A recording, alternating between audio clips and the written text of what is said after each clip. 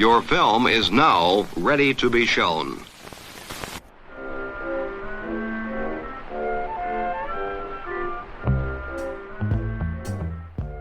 Good morning.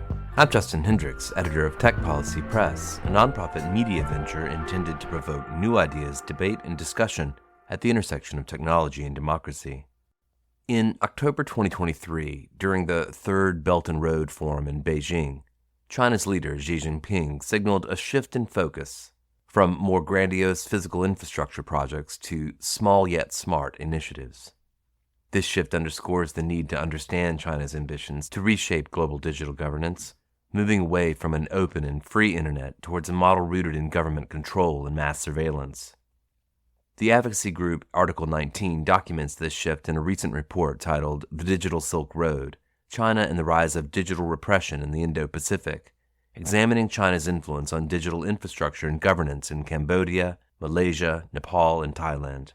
As the Indo-Pacific remains strategically significant for China in deploying next-generation technologies, the report argues that assessing China's regional partnerships and their implications for digital repression is crucial for understanding its broader ambitions to reshape global norms.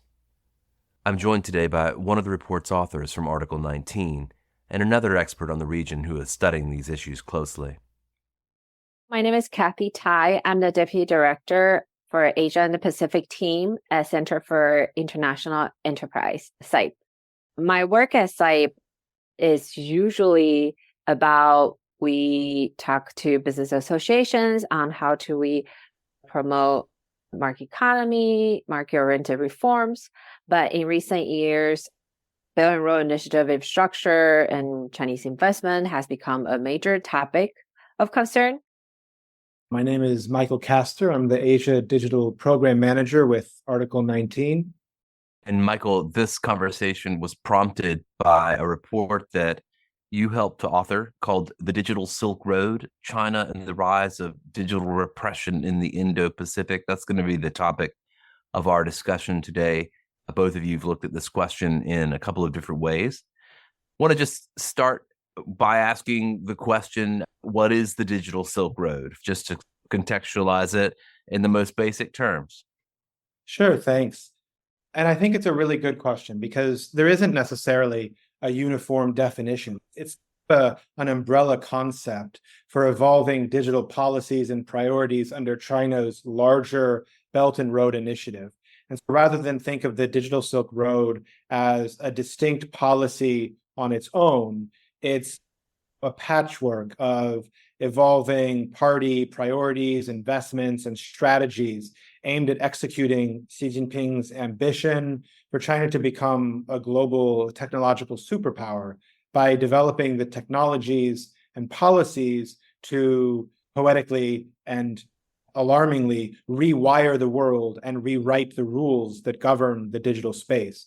And so we can trace back the evolution of the Digital Silk Road as an evolving concept to a document from China's Ministry of Industry and Information Technology 10 years ago in 2014, when it started to first lay out some of the connections it wanted to see between data, information communication technologies, and the then quite nascent BRI, or Belt and Road Initiative. And then it was formally introduced a year later in 2015 in a white paper by the National Development and Reform Commission.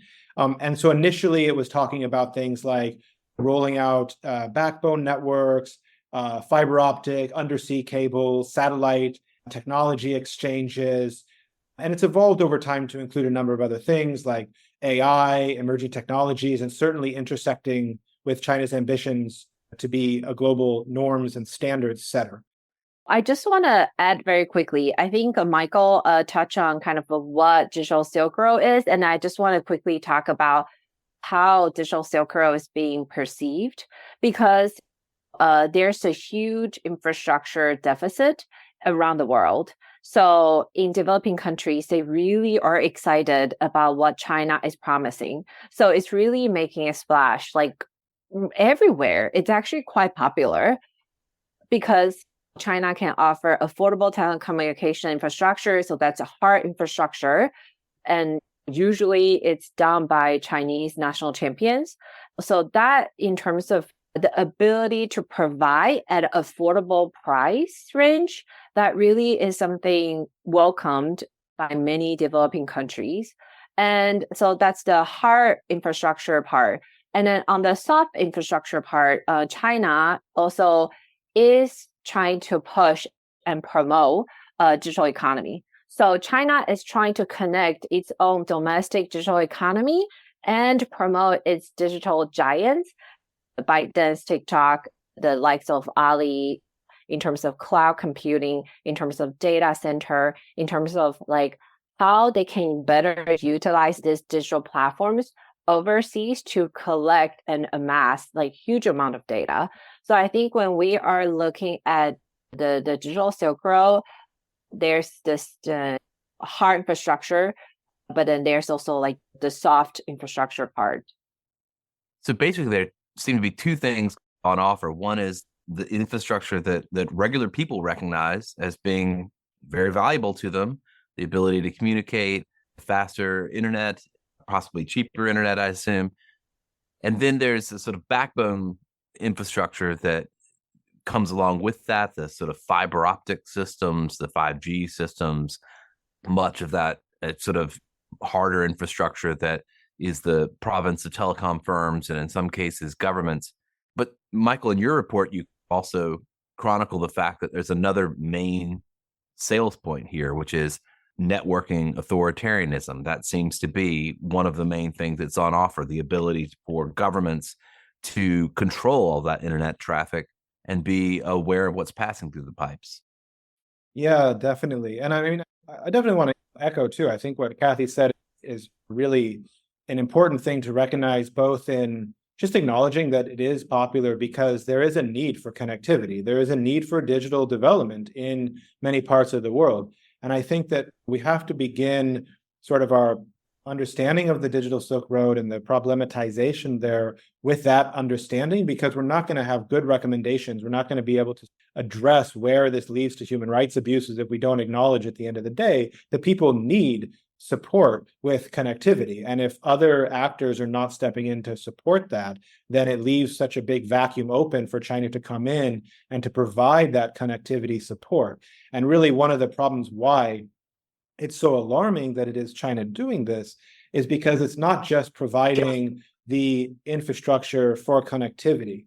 As it's rolling out new digital infrastructure, it's also supporting through knowledge exchanges, through policy exchanges, through signing various MOUs. So it's the digital infrastructure, but also governments that are signing up for these agreements need new laws, new regulations, new policies for that new digital infrastructure. And so that's then leading to an embrace of China's model of digital governance, which in large part promotes a type of digital authoritarianism, a type of very state-controlled, top-down, non-transparent, a lot of really alarming concerns. And what we've seen, perhaps in the region, is how this is played out in tandem. And one area that I think is particularly emblematic is the support for greater network infrastructure combined with the support or the embrace of a lot of these countries, for this type of centralized total network control from China, emulating the Great Firewall. So in 2021, in Cambodia, the sub-decree on the establishment of a national internet gateway came into force, which basically calls for the creation of a Cambodian version of the Great Firewall. There, the political will is still very much there. There's technical capacity, so it hasn't been implemented or rolled out in full. In Thailand, in 2015, and again in late 2022, the Ministry of Digital Economy and Society came out saying, we need a single internet gateway. They called it there, but basically pointing to what China's doing in this like very totalizing control, saying that they need to adopt something there. In Nepal, last year in August, Nepal put out a national cybersecurity policy. We've written about this at Tech Policy Press. In the national cybersecurity policy, it calls again for the adoption of a national gateway of some form. And right now, Pakistan is still in these unfolding conversations to try and get the technology from China to implement a China-style Great Firewall. And so we're seeing this sort of tandem approach of rolling out the network infrastructure and the governance of that infrastructure, leading to the Great Firewall is really like the epitome of that state-controlled internet, or the blueprint for a global splinter net away from the free, open, and interoperable internet that we want to see. And so this, again, is why it's so alarming when absolutely addressing those connectivity needs, but doing so based on a model that really promotes a type of authoritarian governance rather than, again, multi-stakeholder, transparent, rights-based approach. Kathy, in addition to the countries that Michael's looked at in his report, you've studied this issue in other nations as well, including the Philippines. Maybe as another example, just in addition to Thailand, Nepal, Malaysia, Cambodia, that Michael's offered up here and covered in the report. Tell us what's happening in the Philippines and how it relates to this issue. So in the Philippines, I think the situation is a little bit different because the Philippines, it is a democratic country. And then so what we are seeing in the Philippines is that in addition to the general common challenges of Belt and Road projects, that is lack of transparency, it violates and also bypass the local procurement laws and rules. The additional risks that our case study identified through the documentation of this Dito Telecom case study. So basically, Dito Telecom, it's the third largest telecommunication joint venture between China Telecom, which is a state-owned company from PRC, and a local company, Meltel, so led by a tycoon, Dennis Wee. And then basically, this tycoon has been a strong supporter and then also donator to President Duterte's campaign when he was running for presidential election. And some other bidders that were participating to try to become the third largest telecommunication company in the Philippines were somehow disqualified for reasons that's just not clear. And so eventually, what you have in the Philippines is that China and the Philippines still have territorial dispute, and you have a Chinese state-owned firms that has a very large stake to operate and then to run telecommunication towers in the Philippines. And the armed forces of the Philippines basically identified that there will be a national security threat because they have territorial dispute, because the Chinese telecommunication companies will be able to collect information based on Chinese laws. There's a Chinese law, the National Intelligence Law, that was introduced and implemented in 2017, basically stated that Chinese entities, so Chinese personnel, Chinese companies, in this case, the China Telecom, they are required to support, assist, and collaborate with the intelligence work of PRC. So I was told by my friends from China that if you are a state-owned company and if you work for state-owned companies, that was a tacit rule that it's your obligation to share any sort of intelligence that you have gathered. But here in 2017, basically it's written into a law. They basically turn a more tacit understanding into a legal document that everyone has to follow and abide by. So this is something that the partner has identified and think this is a violation of privacy, of data security, of many things. And that's something that a lot of countries and personnel, they need to be paid attention to. Another project that was proposed also during Duterte era. So say Philippines, basically the idea was they want to deploy 4,000 cameras around Metro Manila to basically make the city safer, because make the city safer is basically, or make the country safer was the campaign slogan of Duterte when he was running for the president. So that was something very important to him. But because of the implementer was going to be Huawei, and Huawei was banned by a few countries because of some violations, but also national security threat. And so the Save Philippine project eventually was stalled because strong pushback domestically from the Filipino citizens and journalists and different outlets and agencies. But the detail telecom it's still ongoing. China Telecom is still the joint venture partner of Detail Telecom in that case. Michael, you make all the right sort of claims in your report about concerns on free expression. You appeal to United Nations principles on human rights and free expression. You talk about the potential dangers. What do you see as potentially countering this strategy by China to convince these countries to emulate its approach and to adopt its technology? Are any of the sort of powers that be, whether it's Western countries or Western companies, in a position at all to intervene? Yeah, I think that's a difficult one, right? Definitely it goes back to, I think, beginning with, again, that realization that there is a need for digital development and connectivity. And one of the problems is that right now, China is a leading actor providing that support. Now, unfortunately, often that support is tied up with also the adoption of this very authoritarian model of digital governance.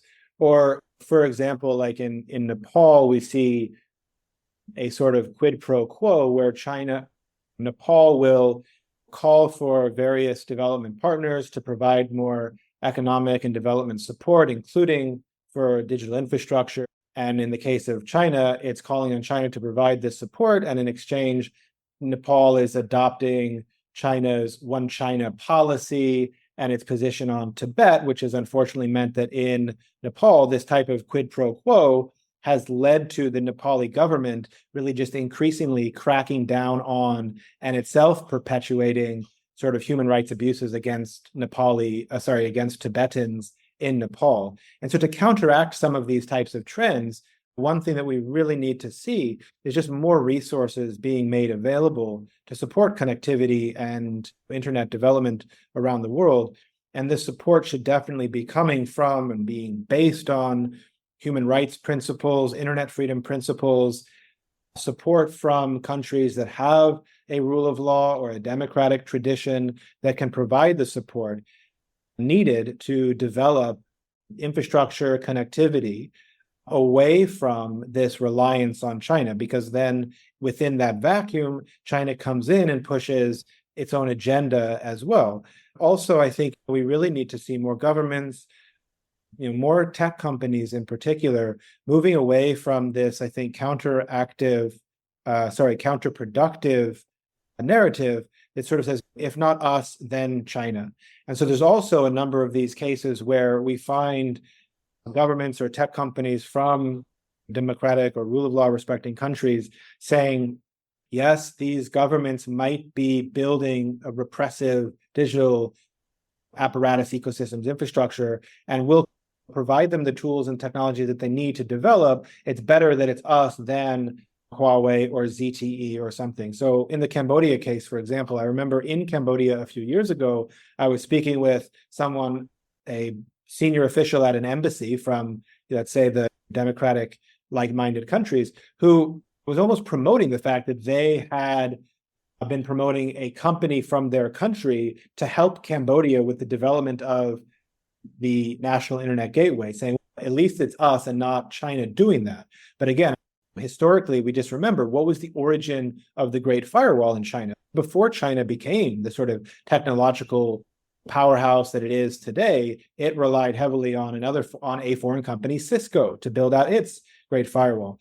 while we need to see more resources, being made available to support digital development and connectivity, we also need to ensure that countries and companies aren't stepping in and just saying, okay, we'll help you to develop this potentially rights abusing infrastructure, and it's better that it's us than China.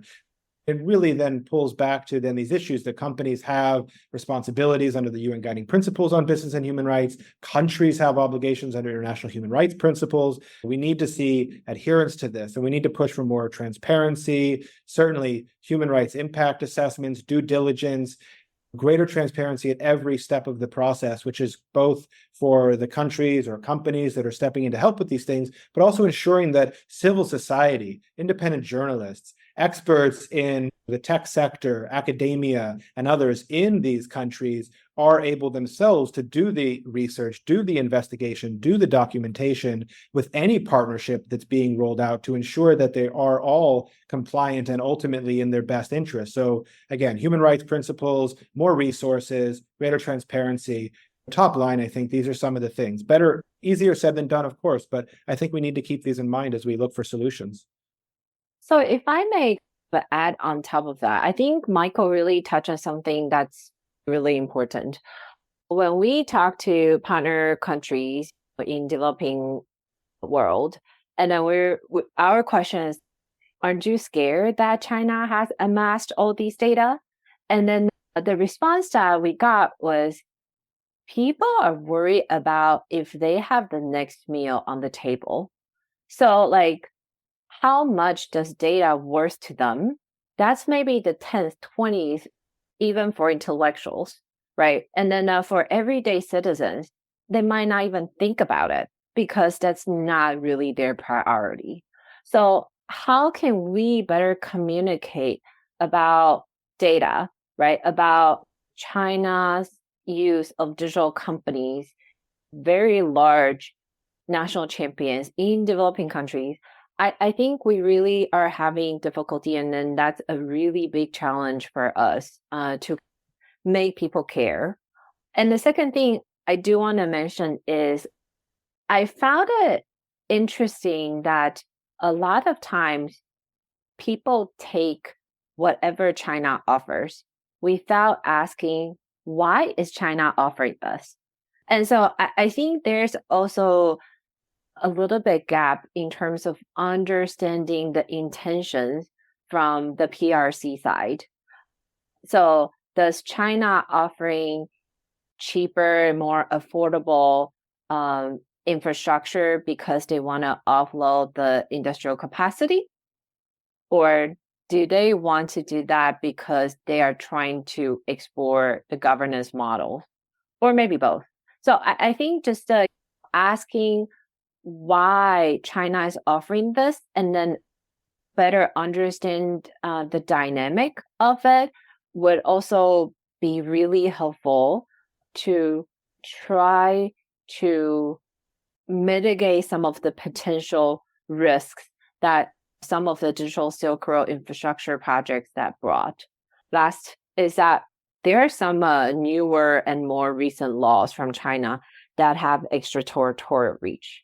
As I mentioned earlier, the national intelligence law, China also has data security law and personal information protection law. There are a couple, and then I think in your previous episode, you talk about the national security law of Hong Kong.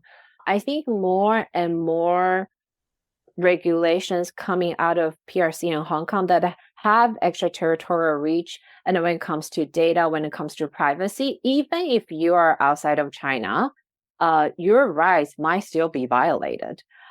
So I really think that's the part that, more type of awareness about this topic will be very helpful.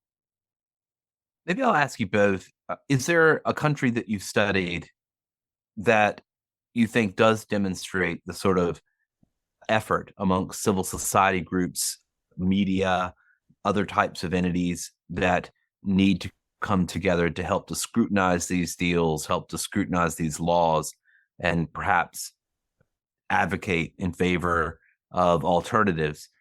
Is there one particular place where you'd point to and say, that's a success story, or at least the beginnings of a success story? The Philippines actually offer a pretty good example because that shows that people are asking the right questions, right? Do we get a good deal? Is our national security being threatened and undermined?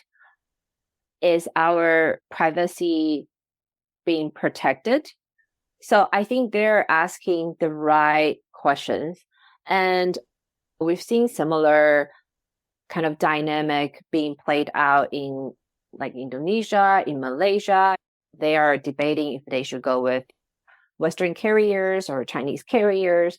So I think as long as these questions are being asked, and then there are genuine debates and discussions within these societies, and then after they weigh the pros and cons, say, because of the price, we still decided to go with Chinese carriers, I think that's acceptable, right? Because they already had that discussions and they are making the best decision they think they're making.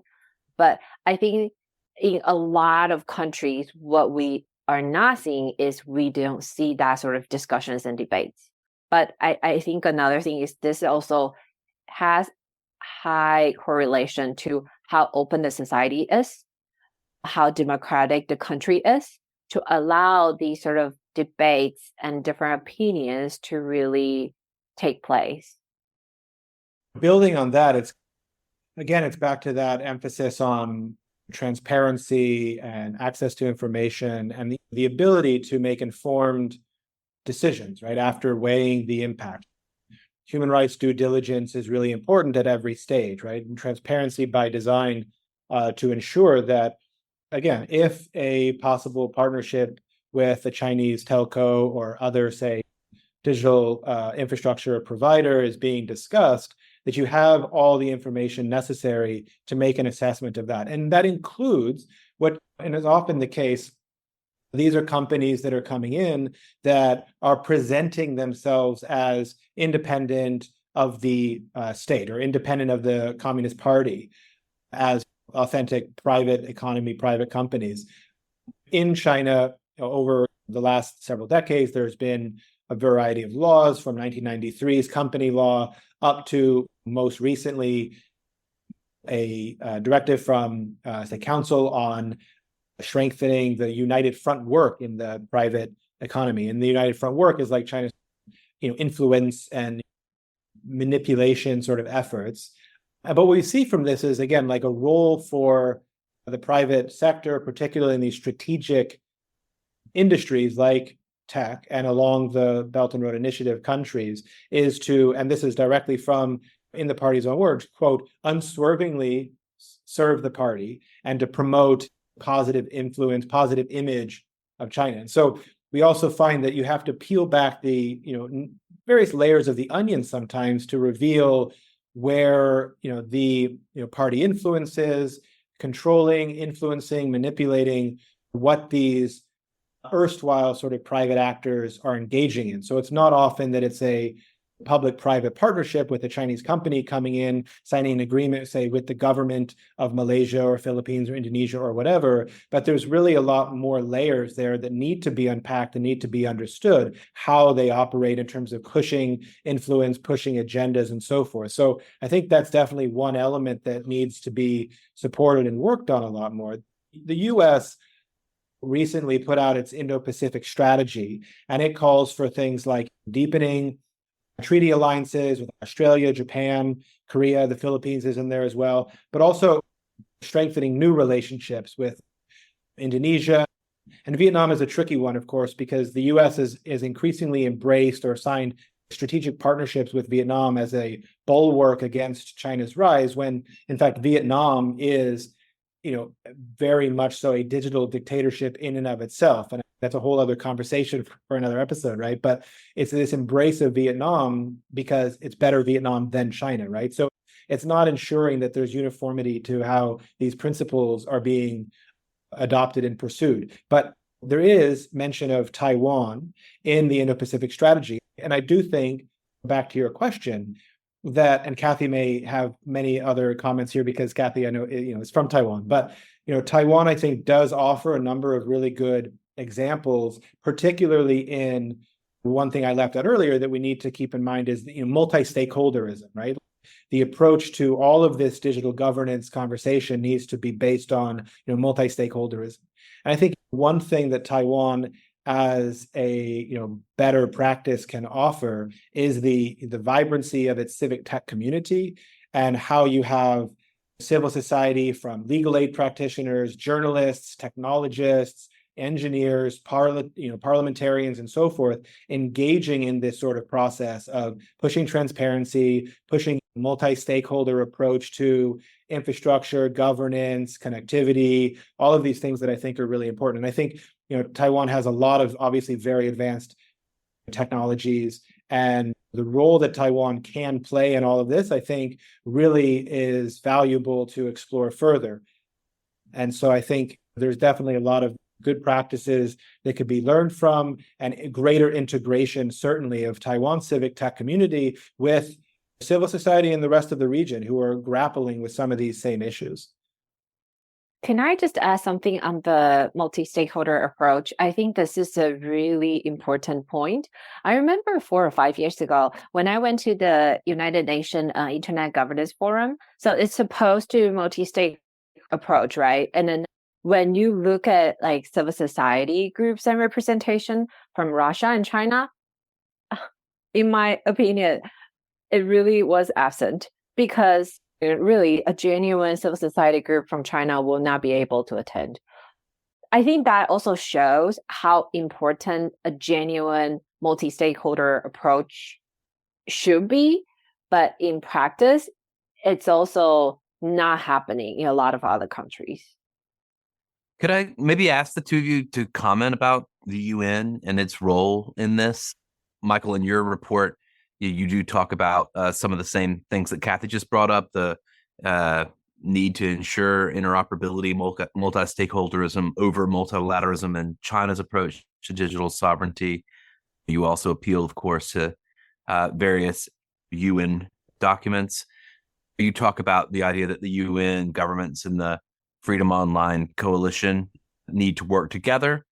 What do you think of as the right role for the UN here? Is it doing the right things at the moment? The UN is important for a lot of reasons, and China's identified that quite early on. It has been pushing a fairly systematic approach to how it's engaged with the UN, and some people might say hijacked the UN. And this goes across all UN agencies, not just the human rights mechanisms, and in particular, those that deal with technological standards or various sort of digital regulations. One example, perhaps, of China's influence at the UN is recently the special rapporteur on unilateral sanctions did a country visit to China. And part of her concluding observations was basically to say that the sanctions on China, which again have been imposed because of widespread and systematic human rights abuses, many of them targeting Uyghurs and Tibetans and other ethnic minorities, amounting to acts of genocide in some places. But this supposedly independent expert of the Human Rights Council said that these sanctions are contrary to human rights principles, they are infringing on China's rights and development and so forth. It's worth pointing out that China gave $200,000 earmarked specifically for that mandate holder. And this is a narrative that China has been pushing within the human rights mechanisms. Look at the International Telecommunications Union. China has been definitely using committee appointments, working group appointments, nearly the chairmanship of the ITU at its last election. Was it a year ago, 2 years ago, I guess now? Efforts to retain its sort of high level of influence.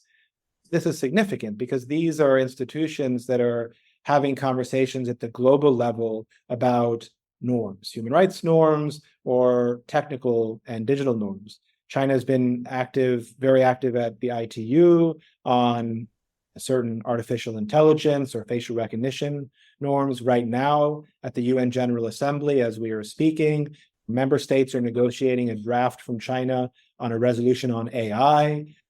And China is pushing its language into the Global Digital Compact, its language, which steers these documents very much away from, again, that multi-stakeholder, free, open, interoperable approach, using language of safety, security, national security to twist narratives away from the universality of human rights into this sort of sense that sovereignty and national interest trump commitments to international and universal norms. China's been, I think, quite good at positioning itself in these types of bodies. And then we look at, again, we go back to the region, the Indo-Pacific, through digital Silk Road partnerships, and we can look in other parts of the world and see similar phenomena playing out. But national level, or let's say bilateral agreements are signed, adopting Chinese technologies, Chinese norms, or standards on those technologies. They then become slowly normalized throughout more countries, partnering with China on the adoption of certain tools and technologies, which makes it then easier to push at the international level that these norms are, well, norms, right?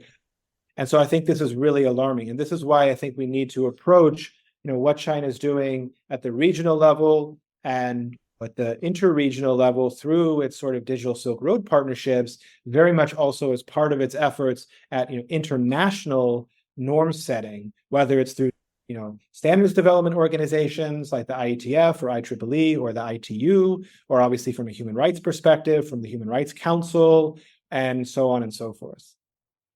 I think Michael gave a really great comprehensive overview of basically people's have been thinking about kind of the co-optation of China into many different organizations, international organizations, like the verbiage that's used at the UN at many different occasions. So then they basically take China's initiative and then turn it into UN language, like Global Development Initiative, Common Prosperity, these sort of things. It's very easy to find. And as Michael said, China's intentional influence and frustration into standard setting bodies, it's also very well documented. I think one thing that's worth watching is how China is influencing digital governance, discussion, agreements, and dialogue at regional level, especially in ASEAN.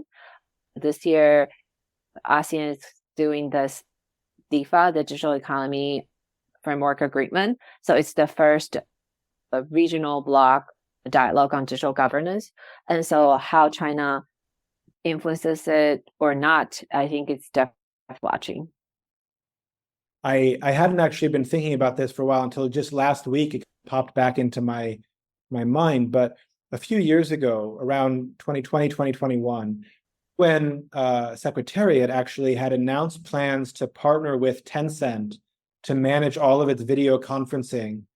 And it took a concerted effort from human rights groups around the world, both those working on China and more broadly, to put pressure on the Secretariat to withdraw this partnership with Tencent. Tencent is behind WeChat and other Chinese platforms that are known for very high levels of censorship and surveillance, particularly sensitive topics like Uyghurs, Dalai Lama, Tibet, Taiwan, things like this. And this is supposed to be a platform that would be used for conversation, communication at the global level as part of the UN Secretariat organized Millennium sort of development communication, when these are topics that are absolutely necessary to discuss, and yet on a platform that is known for dropping calls, censoring this kind of content, or at least acquiring and misappropriating user data on those platforms. So again, it's just a sign that whether or not it's a matter of willful ignorance or just not caring, or again, going with where the money is. If China is contributing more money to the Secretariat, more money to different UN agencies, then it's going to gain more influence and more control. So I think it also goes back to the need to recognize the value of member states making financial contributions also to back up their principles. Michael, in your report, you make recommendations to the United States, and a lot of those are about things like treaty alliances, things like supporting internet freedom efforts and things of that nature. Um, is there a sense, though, perhaps in the countries that you're traveling to there and the ones that you cover in these reports, that one of the arguments in favor of the Chinese alternative is that all this internet freedom talk is really just, I guess, code word for U.S. or Western influence, and that really there's a double standard here, and that these countries aren't as so committed to freedom of expression and what have you as they say they are. Do you encounter that as a strong argument along this digital Silk Road? That's the argument from the repressive states, certainly. Populations in these countries, as much as people don't want to be tortured, don't want to be subjected to enforced disappearance or arbitrary deprivation of their liberty, these core human rights, people also want freedom online. They want to be able to express themselves. They want to be able to assemble and associate with their peers online, free of coercion or not being concerned that what they say or do online will lead to them being detained or ill-treated by the authorities. I think these types of narratives are common, right? They're common. China, Russia, Iran, a number of countries around the world that are the serial rights abusers push this sort of narrative. The universality of human rights is just a Western concept, but it's devoid of history, right? Peng Chun-Cheng, P.C. Cheng, was on the drafting committee for the Universal Declaration of Human Rights. He was Chinese. There were others from around the world who were part of drafting the core documents of the human rights mechanisms, as are there today a global coalition of states part of setting and negotiating and enforcing internet freedom or other sort of fundamental rights online. It's certainly not a Western only concept. Korea, for example, just joined the Freedom Online Coalition. There's definitely value in greater unity among the democratic states in Asia and other parts of the world. There's definitely as much as there's a greater role that Taiwan can play within this, same with Korea, same with Japan, at least if we look at the Indo-Pacific, go around the world and see that. So I do think civil society can push back more on that narrative, but also we need to, have their back, right? Because these are many of these are repressive states pushing these narratives to delegitimize the grievances of their people and their populations, who are often then subjected to pretty horrible reprisal when they try and actually express their heartfelt belief and desire and call out for greater rights. Again, whether that's greater rights online or in the physical world. Kathy, anything to add there? Or we're looking at how to mitigate the risks of these large digital infrastructure projects.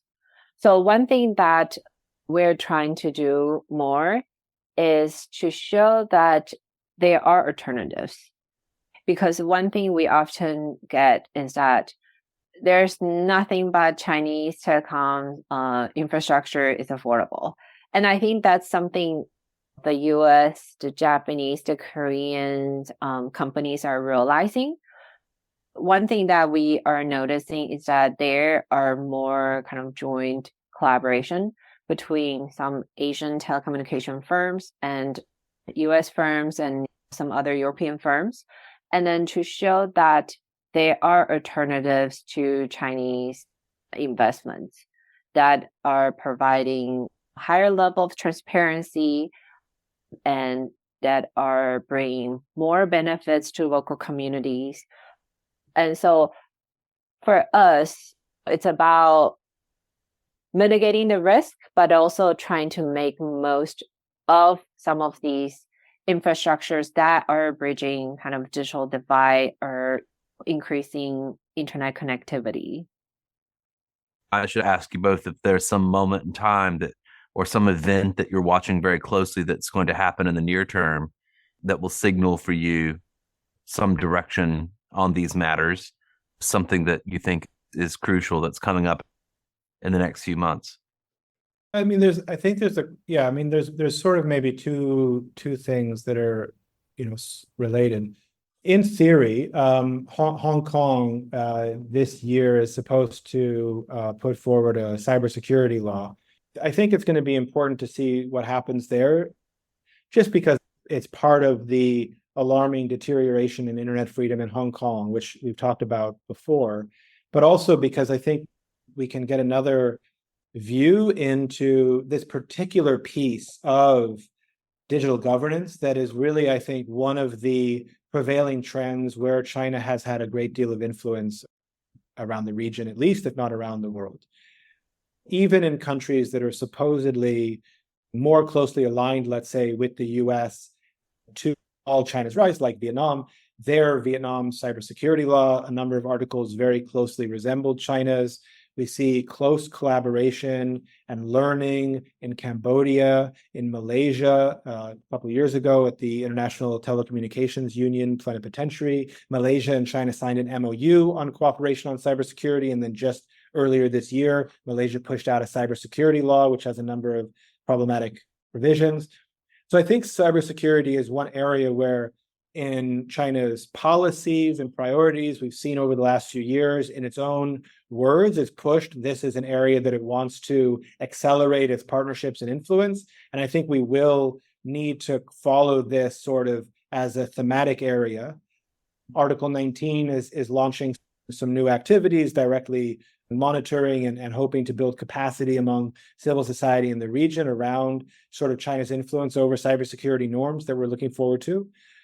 I think the other thing just to keep in mind is last year at the Third Belt and Road Forum, Xi Jinping said on the 10th anniversary of the sort of launch of the Belt and Road Initiative, moving away from the grandiose infrastructure projects to small but smart, or small but beautiful projects. So some of this is on EV and green stuff, but a lot of it's digital. And so I think we are definitely going to see reevaluating and then revamping where China is positioning itself in the digital space.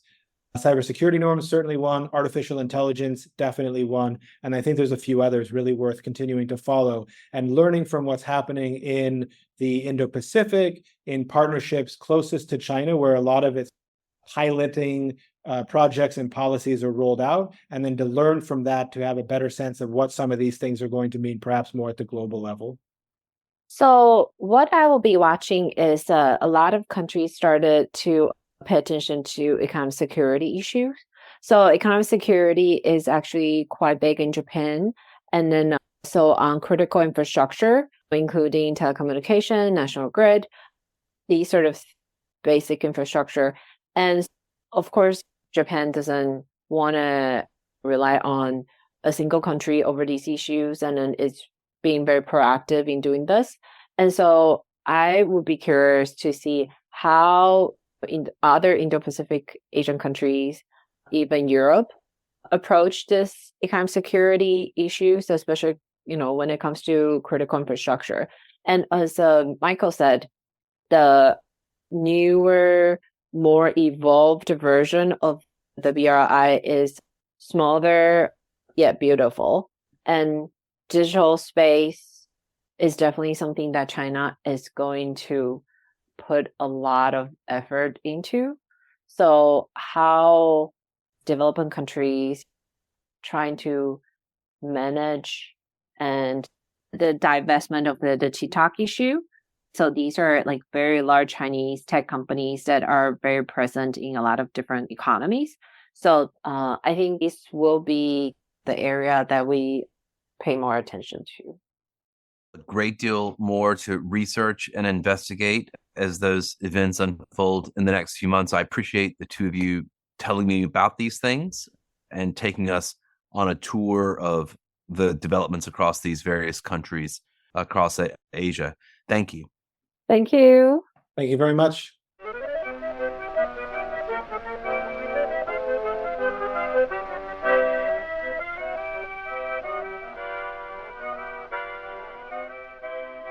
That's it for this episode. I hope you'll send your feedback. You can write to me at justin@techpolicy.press. Thanks to my guests, thanks to my co-founder Brian Jones, and thank you for listening.